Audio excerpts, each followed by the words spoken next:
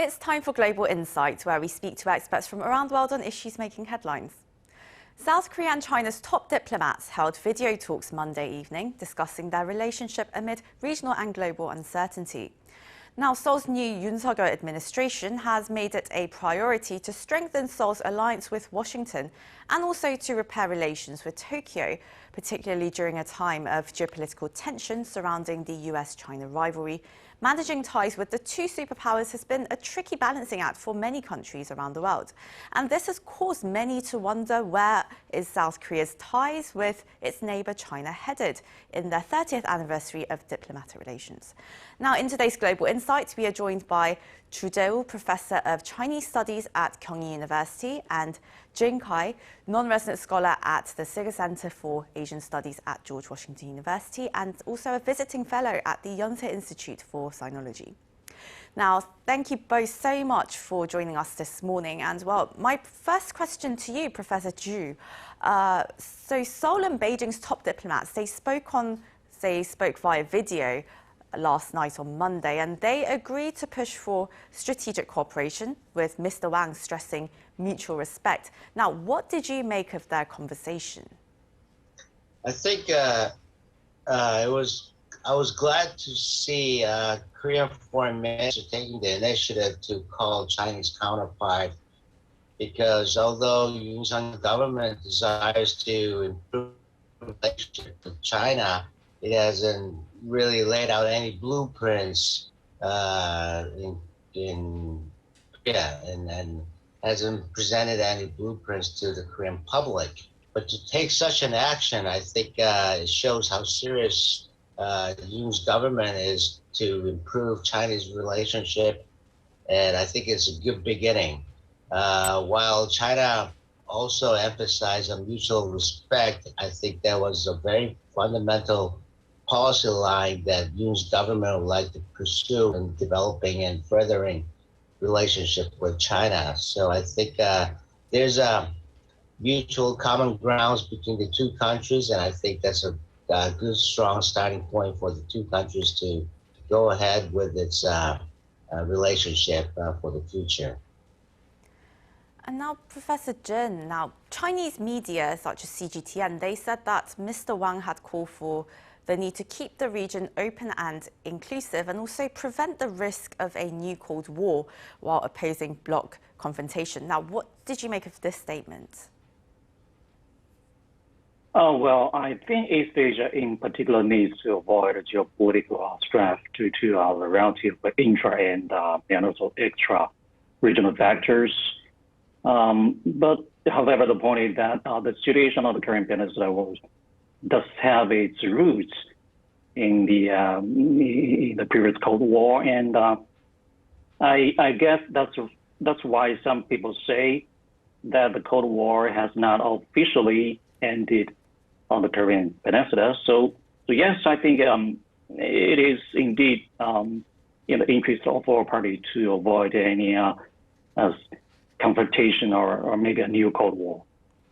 Well, there are clearly many areas where South Korea and China will have to cooperate. But Professor Ju, now, China has been somewhat wary, it seems, of the new administration's foreign policy stance, which is to really reinforce its ties with Washington. And well, last week, during President Yoon's inauguration ceremony, among his foreign guests, one of the highest profile attendees was actually China's Vice President, Wang Qishan, and he was the highest ranking Chinese official to attend any South Korean presidential inauguration. So what do you see as the significance of this? I think, much courtesy and consideration was extended from China.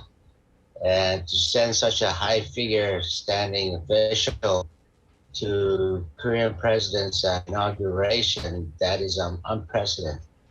And so I think Mr. Xi is really paying keen attention to the bilateral relationship as South Korea is welcoming a new president, a new leadership, and a new government.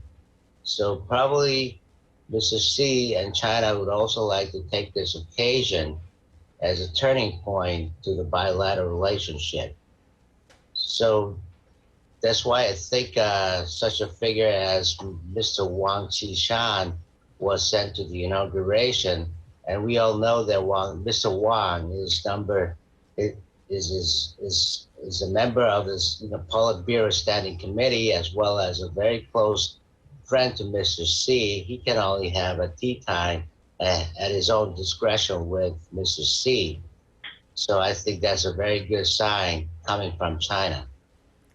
Well, another question for you, Professor Ju. Now, adding extra THAAD or US missile defense systems in South Korea and participating in US-led Quad initiatives, these were some of Yoon's standout campaign pledges on foreign policy, but these weren't actually listed among his administration's key policy agendas announced by the Presidential Transition Committee. So how do you really interpret this, and what do you think is Yoon's strategy to balance China relations?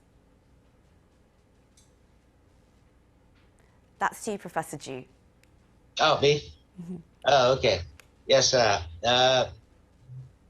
Well, I don't think we should take the issue too seriously yet, because what you have said about rebuilding Yoon's government desire to rebuild alliance with the United States, I don't think that would be too provocative to China at this particular moment, because all these issues concerning China in relations to our relationship with the United States was already expressed in the joint statement that came out in May of 2021, when Mr. Biden and this former president of South Korea, Mr. Moon Jae-in, met together in Washington.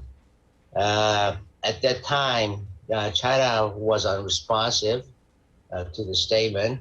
I mean, there was a response coming from the spokesperson of the Foreign Ministry of China. However, nothing came out at the top.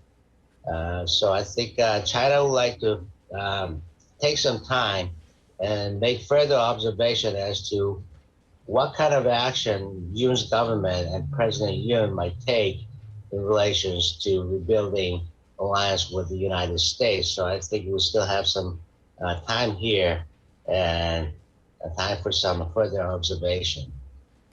And Professor Jin, well, many South Koreans are still a bit traumatized by the events that unfolded in 2016, following Seoul's decision to deploy a US anti-missile defense system within its borders, which was, of course, followed by economic retaliation by China. But, well, Yoon talks about placing additional THAAD systems in the country. And how is Beijing really perceiving this? And why does China see THAAD as a threat to its own security? Well, this is a very old, persistent, but a very important question. Let me quote some point from a recent article I just published at The Diplomat that talks about the lack and the possibility of embassy diplomacy in East Asia.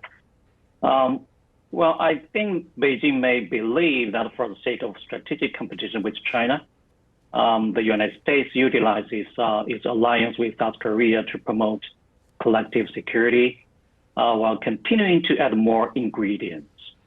And China has reasons to be concerned. For example, the range of THAAD radar system may go far beyond northern China, technically at least, where China's capital, Beijing, is located. So how can Beijing remain reassured and indifferent to such a critical issue? And don't forget about the big picture that the U.S. has engaged with China in so-called strategic competition. So, well, suppose China were empathetic to South Korea's security concerns, and China can take steps to actively promote the denuclearization of the Korean Peninsula, like pushing for restart of bilateral mechanism once again. Well, suppose South Korea were also empathetic to China's security concerns, and so may flexibly hedge against the ROC-US alliance military deployment strategy maybe through a highly skilled diplomatic approach, such as giving more prominence to constructing its own defense system or infrastructure in a long time. And I think this may ease the pressures from both the United States and China, more or less. Well, that's my personal view. Well, Professor Jin, what if the Yoon government does continue to inch closer to Washington and possibly offend China, possibly adding another THAAD missile within its borders? Then what do you think the response might be from Beijing? I would be really precautious in assessing China's potential response to additional deployment of THAAD, because a couple of years ago we already deployed an extra set of batteries for THAAD, and China's response was not as provocative or aggressive or intimidating as we might have expected.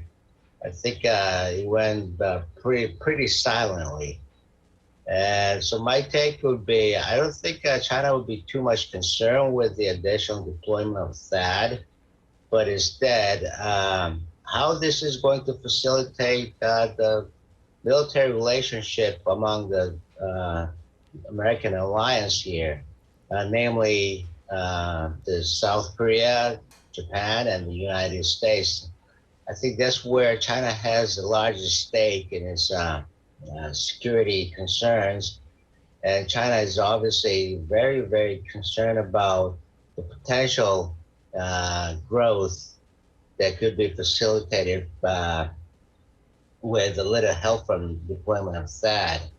So that position was clearly stated and implied in the so-called the three no's that China has agreed with South Korea regarding further deployment of THAAD to the Korean Peninsula.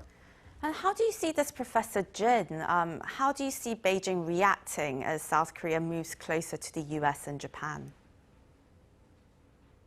Well, I'm not in the position to make any specific predictions on this matter, which is out of my capability, but I believe that Beijing will once again have to consider very carefully the timing and the feasibility of taking, for example, effective countermeasures against South Korea, while the impact and the possible backlash or repercussions would also need to be carefully evaluated by Beijing. But before that, the point is that before that, I believe Beijing and Seoul will have time to reach out to each other and find ways to address these issues and problems, which are very important for both Beijing and Seoul.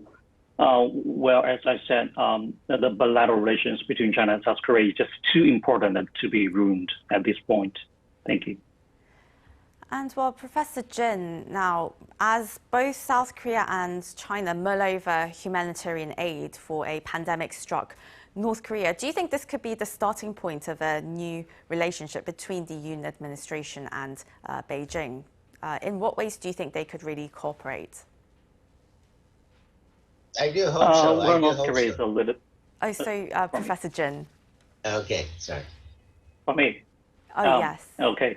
Well, North Korea usually is a little bit far away from my main academic focus, but in my personal view, I think China welcomes a more active role of South Korea under President Yoon's administration in reaching out to North Korea in dealing any kinds of issues and problems between two Koreas. I guess it is very important to exclude excessive interference from the so-called extraterritorial factors, the factors outside the region.